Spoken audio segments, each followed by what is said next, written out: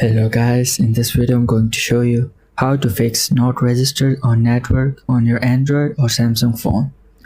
Now swipe down, turn on airplane mode,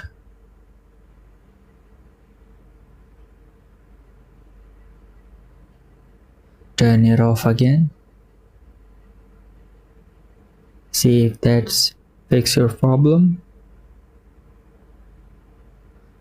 If it doesn't, go to settings, scroll down, tap on general management,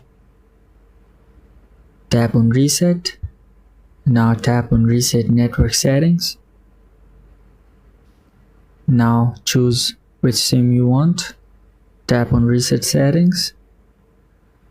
Give your code, and now for the last part, just restart your device. It may solve your problem. And that's it. Now if this video was helpful, leave a like on this video and subscribe to the channel.